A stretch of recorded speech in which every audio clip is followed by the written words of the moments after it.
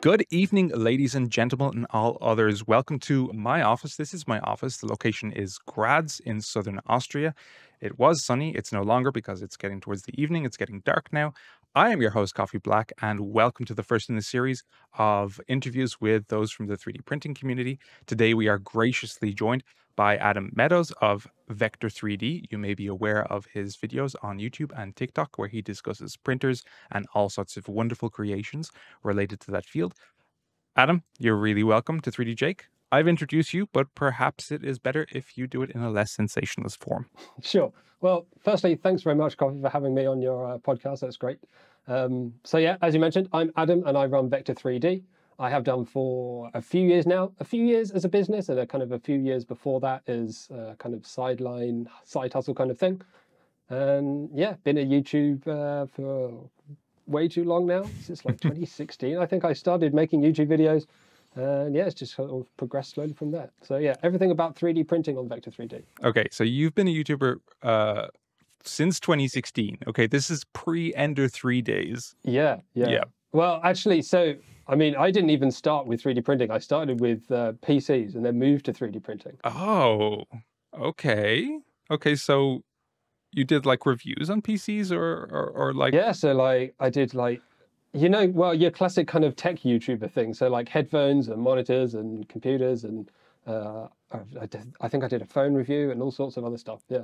Then how did you migrate to 3D printers? I bought my own 3D printer. Well, okay, and then got addicted. Really? You bought one? Yeah, wow. So I mean, my first use of 3D printers was like in 2012 at work. Okay. So that was where I was first introduced to, it was a Solid Doodle 2, I think. I don't even know what that is. Most people won't. Even the internet barely knows what it is now. It was just like a sheet metal kind of steel box with the most basic kind of frame and kinematic system you could possibly imagine, and extortionately expensive.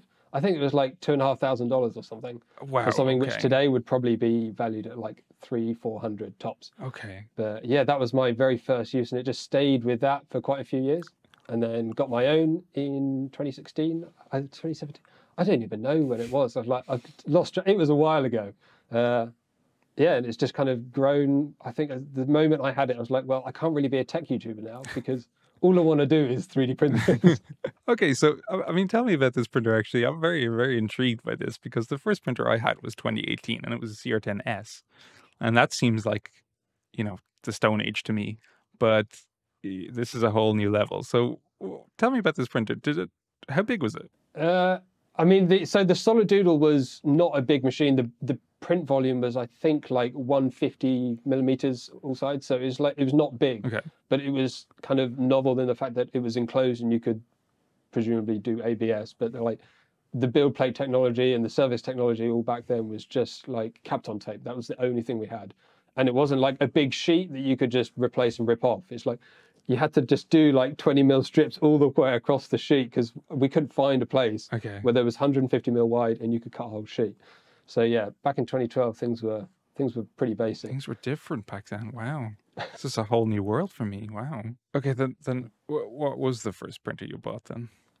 So my first printer was a Syntron i3, which, as you can guess from the name, was a Prusa clone.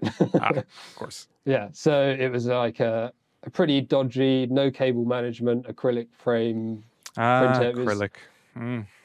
Yeah, it was not a great machine, but what it did do, it taught me kind of everything that I knew about 3D printing for quite a few years, because that was the only machine I had. It was the only machine I used. Did it have a Mark 10 extruder? I don't even know. Sorry, not the Mark 10, but the Mark 8. With the replicator replicator I think it probably style. did have a Mark 8. I think I upgraded to a Mark 8 extruder, actually. I think it was something that they designed as part of the clone that was like, the lever was like a few bits of acrylic like sandwiched together. It was really basic stuff. The second printer I got was, you're going to rip into me for this, I know it, was a Anet A8. Oh, no. And I got it because, I had heard about how it is. It was €100 on GearBest, but it was awful. Of course it was. I mean, it had the acrylic frame. You had to peel off the protective tape afterwards, and it had those tiny, tiny, tiny screws that were not hex. screws. You know, they actually had Phillips head, Yeah, yeah. which was awful.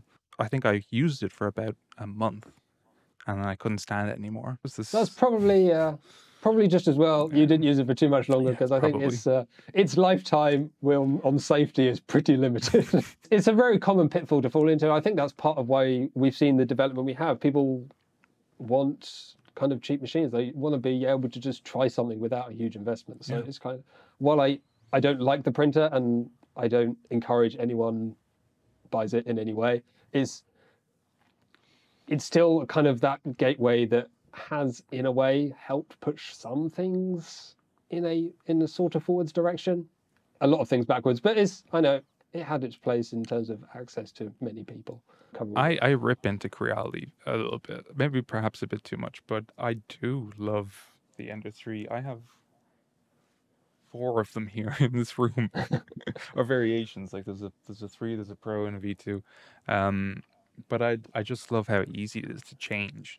That's what I love about it, because it's Yeah, so rudimentary, and yeah. that's what I love about Creality printers. Well, the Ender 3 range in general. It is nice that they're not overcomplicated. I think that was actually one of the big concerns when Prusa brought out the Mark III. I think it was, I can't remember who made the video actually. It was an interview with Joe Prusa talking about the Mark III, and that was the time when I think the Ender 3 was very popular. It's very simple. It's not really automated in any way. The original design wasn't anyway. And here comes the Prusa, and it's got automated this, got automated that. It's got like calibrating this, calibrates that, and everyone's like, "This seems way too complicated. We're we're relying on a machine to do things that we need a human to do because we know how to do it." And there was a bit of a panic of like, can I trust this machine to do all these things? I mean, as it turns out, everything kind of worked out rather well for the Mark III, didn't it? But it was definitely a concern at the time, and I do still kind of occasionally enjoy using a printer that is just fundamentally not. It's not kind of smart. Like you give it instructions, it performs those instructions. It doesn't try and do anything of its own accord. So okay, you've got your first printer in what, 2016? You said. I can't remember. It's somewhere around Okay, there. Yeah. what was the first big project you did on that, if you can remember? But, well, being an engineer and working with a shoddy printer, it might be mildly predictable that I designed my own printer. So I actually designed the printer that was eventually called Steve, which was a Core XY cube. It looks very much. You're not serious. Like The first printer I designed was called Steve as well. was it? Yeah. Yeah. I thought Steve was the best name because it seemed like the most generic, boring name that I could think of. Steve. I chose it because, well, the very small community I had at the time were like, it's got to be an acronym for something. So I came up with the acronym as, and then tried to match it to a name. So it was superfluous tridimensional electronic vector extruder. It's pretty. It's a bit of a stretch, but yeah, that was the name behind Steve. So yeah, that was the first big project. I mean, just trying to print. I think it was like an ABS plus or PLA plus. I think the frame probably was because it wasn't enclosed. Okay. Yeah. The idea of enclosure was a little bit daunting back then. But yeah, that was the first like big undertaking. It took me ages because the printer was pretty bad. While I could level the bed wasn't flat, and with glass, no enclosure, bad heating distribution, all this kind of stuff, you couldn't fill a bed with parts. Yeah. The printing was you get something in the middle and you pray that it actually will finish. Okay, let's think about that. When you were actually doing that, when you were planning Steve, designing Steve, what was the one? I mean, you're an engineer, you love building things, but what was the part that you hated, and the part that you hated about all things 3D printing? Because everyone has one. Everyone has a pet hate. That's a good question. I think just the general wobbliness of everything. Okay, yeah.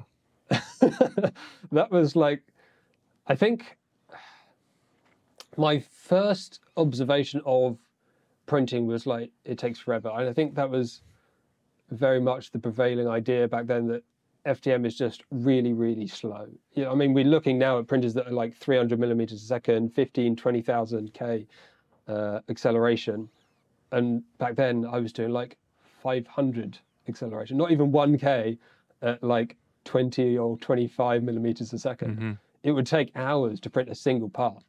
And part of the reason for that was, I mean, we didn't have advanced things like input shaping and stuff, but the frame was so unsteady that if you go any faster, your part just looks awful. It's got big wobbly corners, like the sides, all of this kind of stuff. So it's like, how do we sort this out? Well, we take away the bed slinging part. So we have just a bed that moves in Z.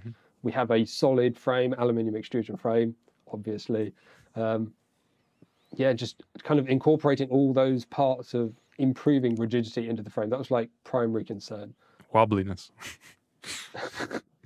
Wobbliness was a key phrase. I think that's something that I still hate. In fact, we brought an old Ender 3 into the office a while ago, and for the life of me, I couldn't figure out how to get rid of the Z banding. And that is one thing that I hate, actually. That when everything is perfect except one tiny thing that you can't get your head around, but it's there always, permeating through the ether and bothering you in your sleep. I think the nice thing, I mean, this is very much putting a positive spin on an annoying situation, but it's great in the fact that you can see something consistently. If it appears every time, then you can at least start to look at it. But I mean, you only start to see smaller issues like that when your printer is good enough to be able to be that repeatable. Yeah. So where do you think this is going to go then? I mean, even in the last 2 years, probably since input shaping came out, things have changed a lot in terms of speed, in terms of quality. So, well, what is going to happen in the next 10 years? 10 years is a long time. Okay, let's say 5 years. My projection for shorter term is going to be, in terms of commercial, like off-the-shelf printers, I think we're already starting to see it we're moving away from lowest cost is best. There's already started to be a move towards, okay, well, we want these features. There's a pretty much general consensus that these features are important. They cost a certain amount. We want to have them. And even some added luxuries people are starting to want and sometimes need. The only thing between like Ender 3 and $5,000 was the Prusa, the Mark III. And like that was pretty much the only thing that I could really recommend to people that were like, I want something that's sort of business level, but I don't want to spend thousands and thousands. I think the trend that we're going to get to is that now that we've cast that broad net, we're going to start to increase quality, and there's going to be way more competition in that kind of $500 to $1,000 area. And you probably already know, we're already starting to see it. It's coming, and I think it's going to come pretty thick and fast pretty soon. So, I mean, you know your stuff when it comes to 3D printers. It's pretty easy to tell. I like to think so. But in addition to being an enthusiast, you have started a business in this field. Can you tell us about that? Sure. So, cool. Okay. So the Vector3D as a business has changed quite a bit over time. Originally, when I started the business, I was doing some educational 3D printing content, which was kind of a kind of private commercial thing, and then YouTube content. And that was pretty much it. I was not doing really anything outside of that. That was enough to get by. I was doing some like engineering contracting as well as I left my kind of full-time job and moved into doing the business. But, you know, things change. You've got to adapt over time. So I've done kind of a little bit less YouTube and more of like product development and kind of more things that are around 3D printing rather than maybe the 3D printers themselves. Right. So this is where like the designing electronics products and stuff has all sort of developed into, okay, Vector3D is now a little bit less of just, I make YouTube videos, and it's a 3D printing kind of electronics business. And I think over the next few years, it might develop a little bit more into, okay, well now it's testing electronics, or maybe now it's test and development, or I don't know exactly where it's going to go. I work out what the kind of plan is as we go and as things adapt. But yeah, that's the kind of growth path that it's gone through. Okay. So you have like I've seen on your website, you have like the threaded insert tool, and I see you have Stefan's threaded insert range as well, which is really cool. But you also have the Daybreak range, which I have here, which are LCD PCBs on a strip, and they can plug into your main board, and you can control them. There's two kinds. This one is the normal Daybreak one, which is a white light, and then the other one, which I have in the background here on the Ender 3, is the the Neo version. So, I mean, there are already LEDs out there in the market that have come and go, and probably most people are more familiar with the NeoPixel range from Adafruit. So, why did you think that this would be something to contribute? So, I mean, the original design before I came up with Daybreak was something from Voron community, and they had a kind of a shared design that was about, well, an open source design. So these are open source as well. That were kind of LEDs designed for Voron, but it didn't seem like anybody had them. Nobody bought them, nobody used them, nobody fitted them. I was like, this seems like a crime. We've got this kind of cool looking design. Let's try and change it a little bit, adapt it, improve it, and manufacture them so we can get access to them. So like this thing, it's all very well having a design, but there's a commercial and accessibility aspect that is important to also get right to make sure that everyone can actually approach that design. So that's where Daybreak came into modifying that original design to kind of, I don't like the word commercialize, but that's kind of realistically sort of what it was. It was to make that design accessible in a physical way rather than just a digital open source way. So these are just more accessible and easier to approach for 3D printers specifically. So they're sized appropriately, they use the same connectors and things like that. So when you're building your 3D printer, you might even have like the extra wires and the connectors that you need to be able to fit them to your printer without going, oh, I've got this specialist connector that goodness knows where I'm going to find another one of those. I don't know what it's called. I don't know how the crimpers or anything. It's just like, let's just make something that's like focused around the tools, the sizes and everything that 3D printer builders already have. Yeah, so these actually just have normal JSTXH connections, which is really cool. But how difficult is it to put into like Reality Board? The pin availability, and I think some software compatibility is there to be able to do it, but it can be a little bit daunting. So I released pretty recently, actually, this thing called Rainbow Shift, which is an ESP8266 microcontroller with a kind of surrounding PCB to be able to more easily mount and use NeoPixels. So the ESP does all the heavy lifting for the control and the signals for the RGB, and all you have to do is provide 5 volts to this kind of whole PCB unit. So the ESP8266 is obviously the controller. That is running a software called WLED, which is an open source LED control software. So you can actually use this with like home automation and stuff as well, because it's obviously Wi-Fi, Bluetooth enabled, all that kind of stuff. Yeah. It connects into like everything if you really wanted to. So you could change your printer lights based on your home music or something. I don't know. There's a lot you could do with it beyond my initial like design implementation, if you like. But yeah, WLED is like the powerhouse behind that functionality. Running a business is difficult, like in general. It can be a challenge. And does your work ever feel like just a job? Is it always a passion, you know? So I think there's sort of two things there, because you mentioned the word passion.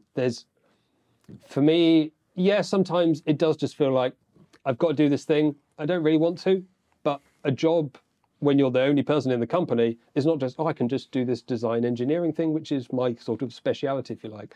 I also have to do the marketing.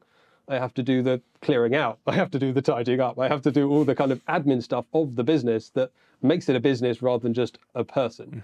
So sometimes, yeah, doing a lot of those things is a little bit of a chore and I don't always enjoy it. But the reason I manage to do it is because I'm still passionate about all the other things that I do around it. I don't think you could survive at all unless you continue to be passionate. Obviously, you have to have some business success. You can't just survive on passion. But sometimes, yeah, it can feel like a chore. But at the end of the day, it's still my passion. It's still what I want to do. Yeah, and like a lot of people, of course, that would be watching this video right now would have an extreme passion for 3D printing and maybe like a hint of starting a business themselves in this field. Like, what would you say to them? How would you give them some advice about that? It seems weird giving advice, but I would say you need to find something that is unique. As more people approach 3D printing, 3D printers become more accessible, they become more available, and they require a lower skill level. Being able to start a business that just 3D prints anything is very accessible, and that's great. but it also means you have a lot of competition. If you're not doing something unique, you're competing against 20 other people, the price goes through the floor and you stop making money. It's the farm fallacy, we like to call it. So I think you just need to have something that's unique to you. Don't start a business going, I'm going to print this design that somebody else has made, because somebody else can also print that design probably. If you've not paid for it, if you don't have a license for it, anybody else can just compete with that. So find something that's unique for you. So have you got any new projects coming up that you'd like to share? I always have. There's always a lots of new list. projects. There's always a list. Yeah, there's always a list. I think some are closer than others. Let's talk about this one, because I think this is probably a pretty good thing to talk about. So obviously the Daybreak LEDs, the Daybreak Neo, Minis, all this kind of stuff, they're designed primarily for Voron printers, because they have the Clipper integration. It's a bit easier to get them all set up and running, and it kind of can all automate itself. But a lot of people don't have Vorons, or advanced printers, or even really expensive printers, but they do want lighting. And sometimes adding lighting in a controllable manner to a low-cost printer is not that easy, or at least the outcome can be a bit undesirable. You have the stick-on LEDs, and after 2 months they fall off. You're like, well, that was a bit of a disappointing experience. So this is called. Is it going to focus? Yep. This is called Micro PWM. So it's basically a PWM module with a dial. So that allows you to basically have brightness control on LEDs that you plug in. So that goes alongside this, which doesn't have a fixed name yet. At the moment, it's called Light Beam, but it might be called something else by the time it's a product. Again, it's kind of similar to the Daybreak LEDs, but a slightly different size, slightly different width, so slightly different adaptations for the different implementation on different printers. So we did talk about the printers that you have there, like the Voron and the Neptune and the others that you have, but there's something that I've watched your videos, and they're very good. But I've never seen you work with a resin printer. I've not used resin for ages. So when the Elegoo, yeah, funnily enough, same people that made this machine, they released the Mars, I believe it was called. The first resin printer that they had was Mars. And I can't remember if I bought it or they provided it, but either way, I had one of those for quite a little while, and I actually used it for a couple of commercial projects as well. Yeah. It had quite a lot of value for me, but the messiness was just... Yeah, that's the it was just too much mess, too much toxicity, too much risk to my own health. One thing that has changed since the Mars came out before was that the odor in resins has seriously decreased, and it's now much bearable than it was, because back in the day it was nasty. I still question. We relate the odor of something to its kind of toxicity or harm. Yeah. But we've got to remember that carbon monoxide is odorless and colorless. That is a good point. It's very, very toxic, and you have no idea it's there. So something having less odor and smelling bad is not necessarily an indicator to me that I want to have it around anymore. Obviously, it's a little bit more pleasant, but it doesn't mean it's not harmful. I have one last question for you, and it's a bit generic, but I ask everyone this, anyone who's been into printing for a long time. If you could have any printing setup, no cost barrier, what would it be? Oh, it's a difficult question. There are so many printing options. Immediately, I think when you have unlimited budget, your mind goes to things that are, I was going to use the word extortionately expensive, but let's just go with very expensive. Like big industrial machines like Stratasys or whatever. And I think specifically, I would not want that, because for me, the enjoyment that I get out of 3D printing is really nothing to do with the final print. I mean, not nothing to do. It's nice to have the final print, but I really enjoy the whole engineering design around the 3D printer itself. And while I'm sure Stratasys machines have lots of value to their customers, and you just click a button and it makes a thing, not interested. There's no fun at all in that for me. Yeah. That's a tool that's being used. It's like, I don't find drills that fun.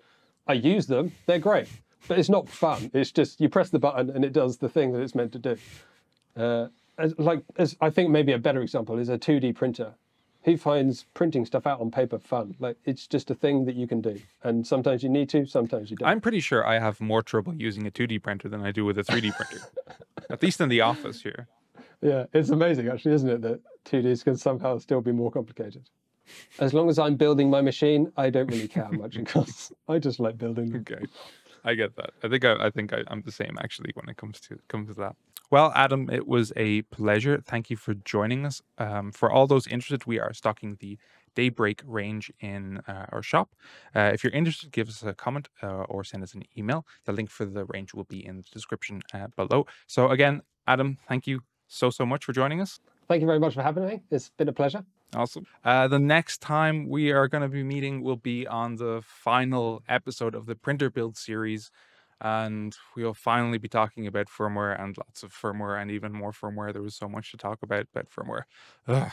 But hope you can join us then, and we'll see you guys next time. Bye-bye.